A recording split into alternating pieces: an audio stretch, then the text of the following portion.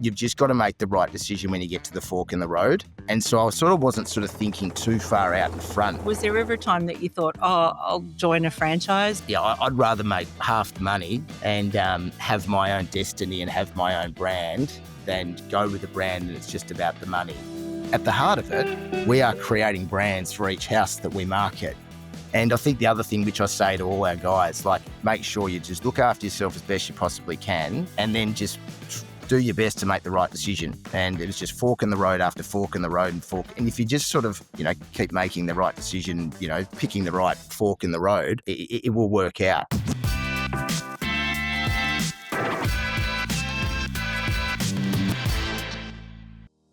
In 2020, Tom Harrison's business coach gave him one piece of advice: do not sign that paperwork. COVID was raging, businesses were shutting down, and taking sole ownership of a real estate agency seemed like madness. Tom signed anyway. Today, he runs a 50-person operation with revenue 4 times what it was in 2021 and has just won Large Residential Agency of the Year at the recent REIT Awards. But here's what makes his story fascinating. He's not just building a business, he's actually also honouring 180 years and 6 generations of family legacy while completely reimagining what's possible. In this episode, you'll discover, number 1, the fork in the road philosophy that guided Tom through COVID and beyond, and why making the right decision in the moment beats overthinking. 2, why Tom approaches AI with excitement and wonder instead of fear, and how he's building a culture where staff innovate weekly instead of yearly. And 3, the daily practice that Tom credits for his success, and why being hyper-aware of what you consume might actually be more important than any business strategy. Let's dive into today's episode of Thought Leaders. So first of all, congratulations. I mean, your agency has just won Large Resi Agency of the Year at the REIT Awards. How do you feel? Yeah, it was good. I said to someone the other day, it only took 183 odd years. Yeah, it was something I had my eye on when I first moved back from Melbourne and got involved in the industry. And so it's really nice to be recognised by the REIT and just a good reward for effort. I think we've sort of been up there in terms of market share for the past couple of years, and I think the guys do a fantastic job. So yeah, really pleased that we finally managed to win it. I was privileged to spend a bit of time with you guys when I was in Launceston recently, and I had no idea that 180 years was a legacy. So tell me a little bit about how you came to be leading Harrison's in 2020, and I want to ask you a question about that as well. Yeah, so I grew up obviously with Dad. He was one of the 2 directors of Harrison Humphreys, and so he was a 5th generation real estate principal, I suppose. And thought to myself as a youngster, never getting into real estate, why does my dad have to work on Saturdays? And then, yes, I was away 12 years in Melbourne and London, and then, just didn't ever feel right working for someone or not being able to create the brand. And I think that was probably one of the key reasons for wanting to had that entrepreneurial sort of DNA, I suppose. And so moved back and, got involved in 2012 and then bought in 2014 and then, bought my business partner out in 2020 and scaled reasonably quickly and opened up a second office down in Hobart and then, moved up to around 50 staff. So it's, and really exciting, like revenues sort of, I can't think it's probably 3 or 4 times, I suppose, since 2021. So, it's really taking off. You've got something in common with Serhant there and a few other well-known businesses around Australia.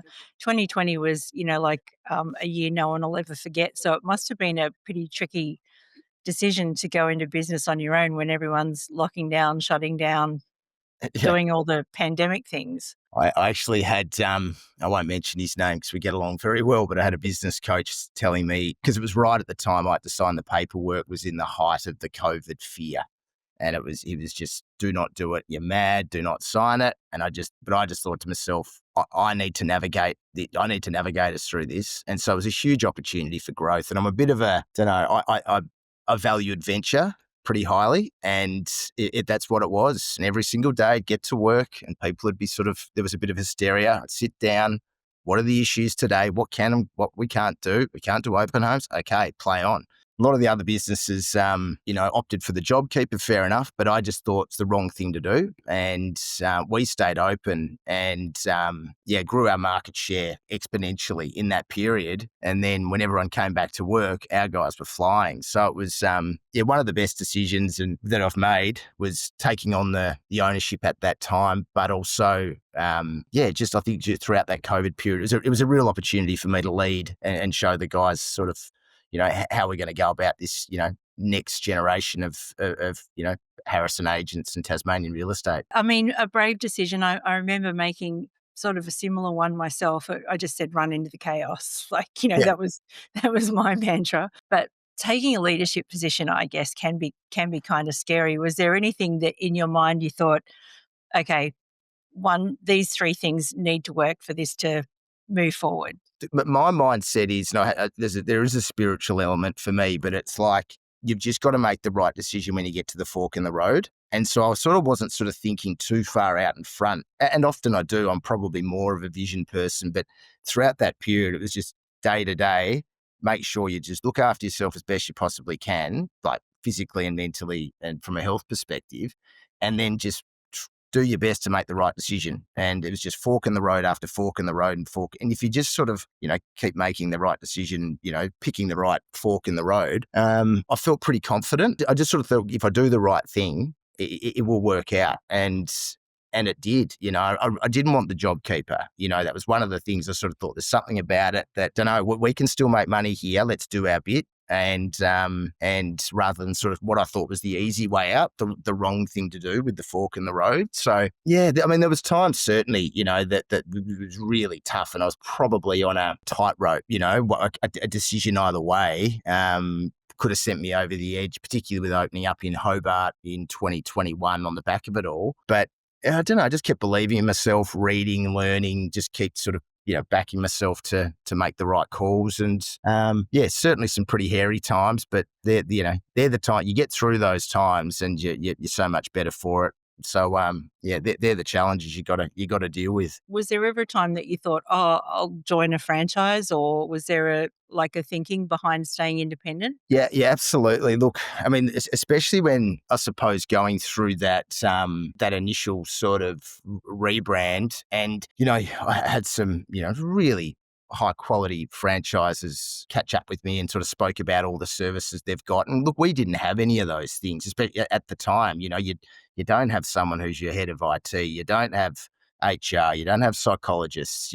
There's a lot of, and we're rolling out systems on the fly. Like we're creating our Harrison Agents way. And, brand managers and all these things. So probably there was some time, I didn't really consider it, but I'd meet these people and then you'd leave the meeting and think, oh, gee, that's an easy way out. That makes a lot of sense financially. Because there's no doubt about it, it's cost me more, because I'm having to, I've got two people in, I've got a brand manager, I've got a marketing manager who does more design stuff, got HR, got operations, got a head of PM for both offices, who covers both offices, got sales directors in both offices. So there's a lot of things that you would get rolled up into your franchise feed. So I think I'm out of pocket from that perspective, but I do have a brand, that I could scale. And that's the exciting thing for me. As I was saying before, like I'm more of an adventure person. So the money is great, but where could this take me? And if you go down the franchise route, where you lose your independence. And I really like the idea of, we have to spend a bit of money on innovation and things like that, where the franchises can scale over 10, 50, 100 offices. I think we can move really quickly and I can back my judgment rather than be dictated to. So I think that autonomy and that freedom, which I really value, I get to keep that. And if I think there's something cool for the brand that we can do, well, then that's my call. And I think, just the creative element of it. Like I'm a innately creative person, and to have that taken away so it's just about the transaction and the money, I wouldn't get the same fulfillment, nowhere near. So, I'd rather make half the money probably and have my own destiny and have my own brand than go with a brand and it's just about the money. So where you don't have the creative outlet, I wouldn't have it any other way. We can be small and nimble, and I can focus on getting as many smart people into that 50 or many staff as we've got, and be nimble and change direction quickly. And so, yeah, there's certainly lots of positives from an operational side, as well as just having that creative outlet and having your own brand that you can scale. For anyone listening right now who might be facing that choice, like, do I go independent or do I go with a franchise? What's one question you feel they should ask themselves? I mean, probably that there's no doubt about it. Like, it satisfied a creative building vision urge for me. Um, so if that's something you really feel is important to you innately, then I'd go down the path of you're literally building your own brand business. Who knows where that can take you? If you're really sort of focused on you really are a customer service person. You're not too fussed about the brand and the marketing and the creative side. It's a something you obviously just you really want to make some good money and have all the tools there quickly. Then that's probably when you'd go down the franchise route. If you want to build something that's almost an expression of yourself, you can't really do that from a franchising perspective. If you're not too fussed about that and you just want the tools, you want to go out and do a great job and do lots of transactions, then yeah, probably the franchise route's probably for you. You went from sort of 13 people, as I understand, to about 50 in 10 years or so. There's usually a moment where you realize the way that I've been operating won't work anymore, like, as you go through different levels of scale. What was that moment for you? So look, I mean, when I moved back from Melbourne, a lot of people move back because they probably, want a quieter life. I moved back because there was an opportunity to build a business, and I just saw that there's some good competition, but a lot of the competition was quite a bit older than me. I just sort of thought there was a huge opportunity in Tassie to, obviously grow an established brand. And so I came back and then I did a couple of years and then worked with my business partner, and we had differing levels of ambition, different stages of our life. So I was a bit of a caged lion, and I sort of feel sorry for him for those 6 or 7 years that we worked together, because I was like, I was just really ambitious. I just saw the opportunity, and there was just so much potential for the business. And it's such a big opportunity to build a fantastic brand in Tassie. So I was probably always of the mindset, let's grow this thing. Let's build the rent roll.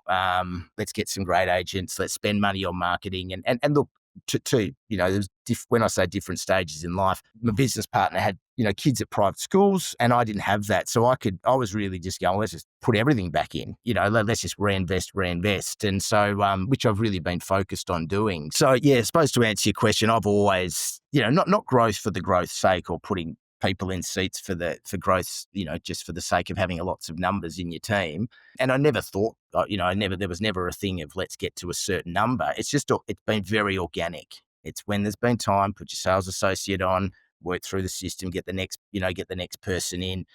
Property management, never bought a rent roll. Like the thought of it, that's I'm a risk taker, but gee whiz, I don't know how people do it and integrate it properly, but they do. So we've gone from, I think when we bought it, there was 180 properties under management. Now there's close to 900, with a real spike since 2020. Yeah, I never wanted a nice little business. I didn't move back to have a nice little business. I moved back to grow it and take advantage of what I thought was a gap in the market, and that was a really high quality Tasmanian real estate business. Principals, like, as we know, like all business owners, we wear lots of hats, and there's a lot of, especially in the early years, there's a lot of I'll just, I'll do it myself kind of thing.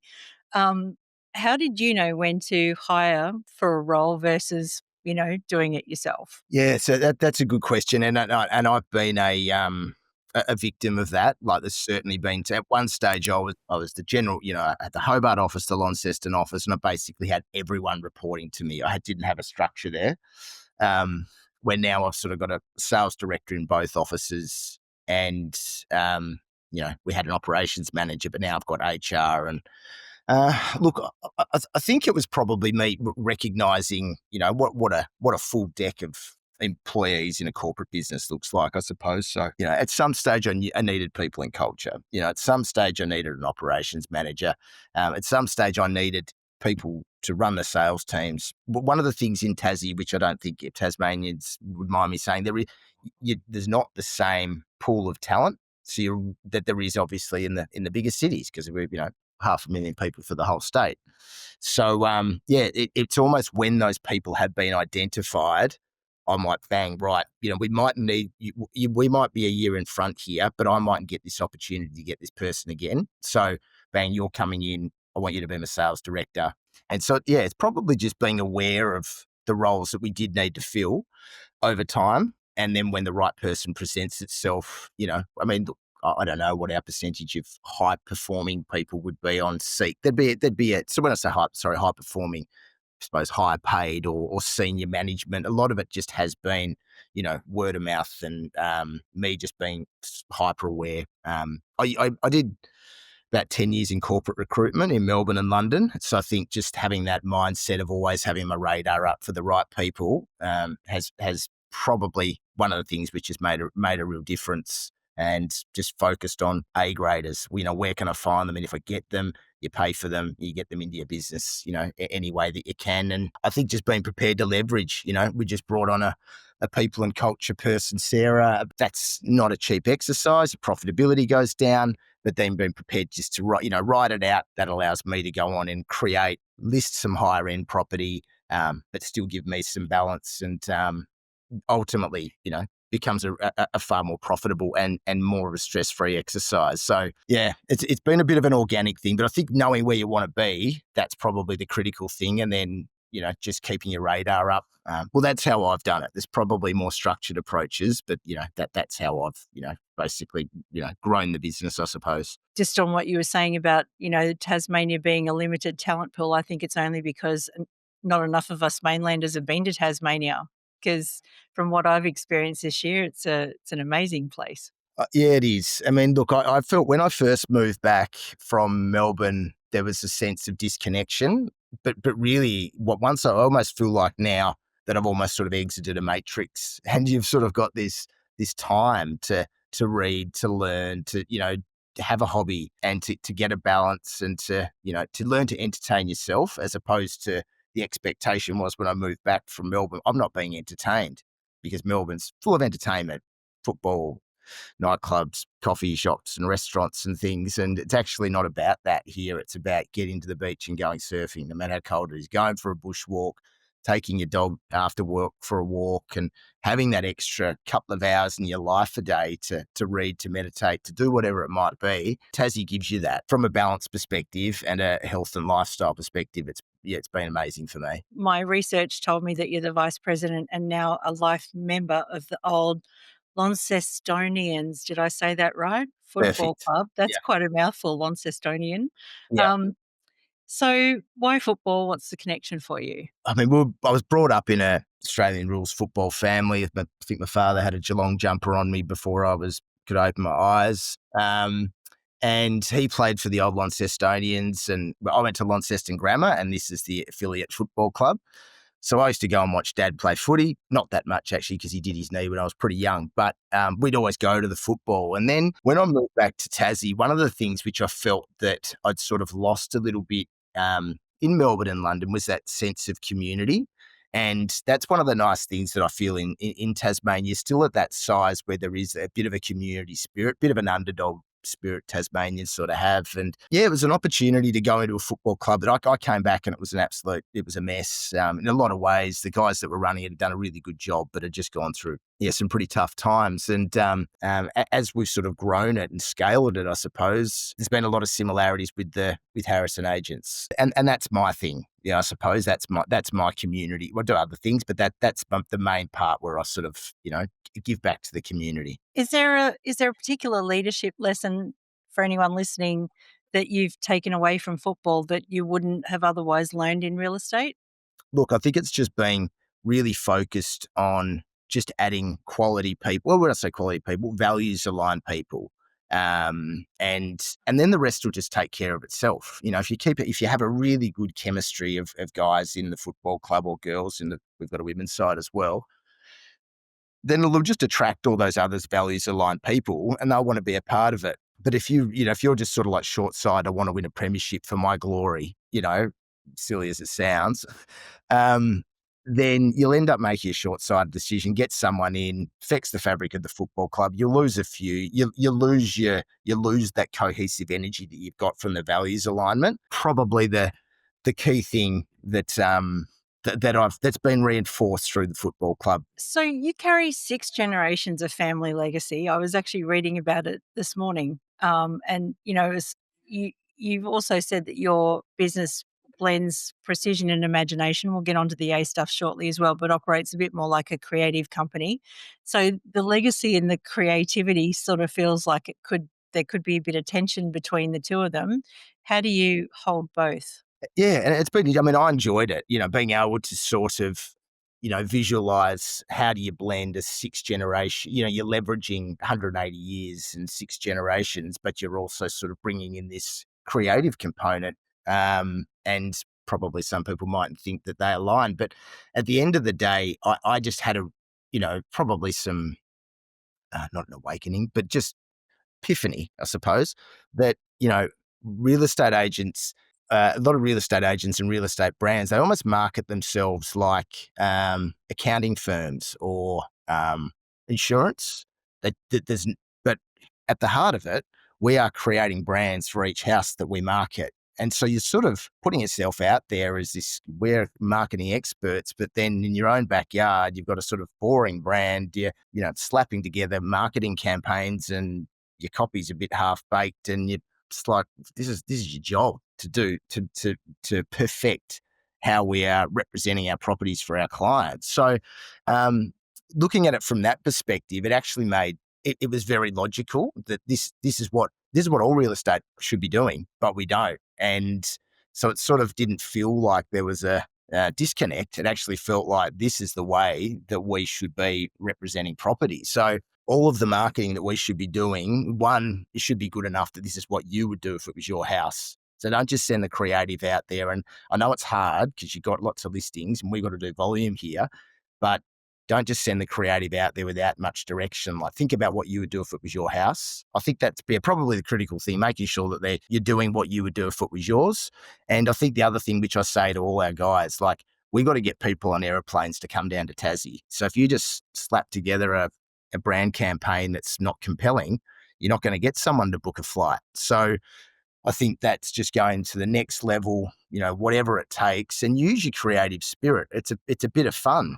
This is your opportunity, not just to do the transaction, but do something that you're proud of and build up a bit of a war chest of amazing marketing campaigns that you can show to your next client and explain to them, I got someone on a plane, or this person, wasn't thinking about a property in this area, but because we were able to sort of reach them through some, social media tool, they saw it and they bought it. I felt like it's the way that real estate's got to go. What would your grandfather or even your great-grandfather think about real estate today, do you think?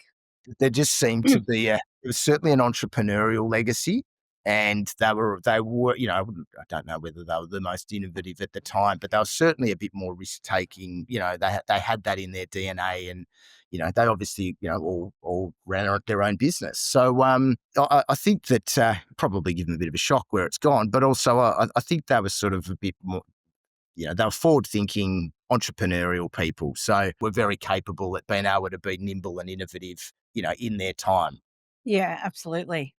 And so finally, I guess, I mean, you guys are adopting AI with a curious and practical mindset, I would say. Mm. So tell me about what's worked for you versus what hasn't worked for you. Where do you think it's all going? Mm. Um, all of that sort of thing. God, it's interesting. I mean, where it's all going. I'm probably acutely aware that this is the new internet. This is the new crypto. If you're not leaning into this heavily, you're putting your entire business or career at risk. So I think that's probably the first point. And I've probably got a little bit more on the line, I suppose, given I don't have the franchise backup. They can obviously provide support for, and spend the money and, distribute across the teams and the various offices. So it's probably a little bit more on the line for me. Fortunately, most of the people within our business have embraced this and exploring things themselves. And, there's a bit of a there's a control element there as well. But I want the guys to be innovative. I want them to be entrepreneurial. I want them to be trying new things and seeing what works and what doesn't. And obviously, there's risks associated with that. Ultimately, having someone that really does, who's an expert, captaining that within our business, I can see that will come a point where your third party IT consultant that's to fix your laptop or whatever. This is totally different. This is your head of innovation. So.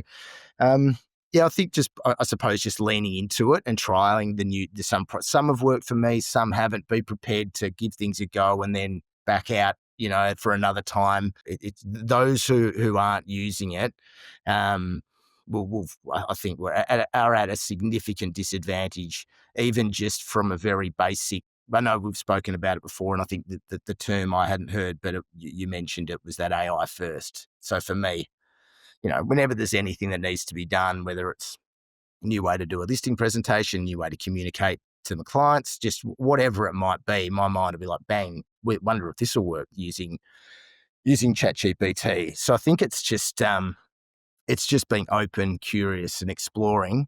I think all you can really do, like that COVID period, is get to forks in the road and make the right decision. I faced this period with real excitement and opportunity and wonder, as opposed to, oh dear, how are we going to do it? What happens if my competitor does this and they're doing it? And what are they doing over there? I've always sort of focused the business on us improving, day after day, rather than what's the other guys around the corner doing. But yeah, we obviously had a great session with you. So that was fantastic. And it was probably, I probably shouldn't say this because some of our real estate coaches do a wonderful job. And, but that was one of the first time I had multiple people coming up, staff members thanking me for the training. Oh, wow. Yeah. So, Fantastic.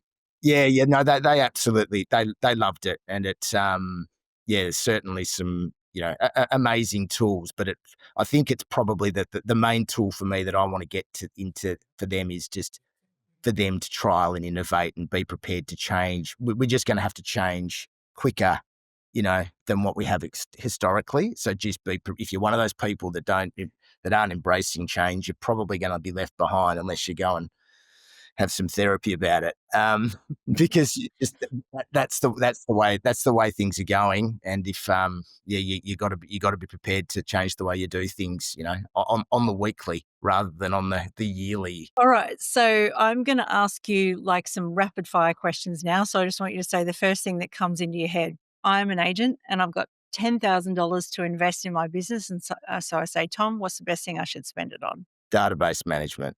Good answer. Okay, now I'm 18 months in and I'm doing all right, but not great.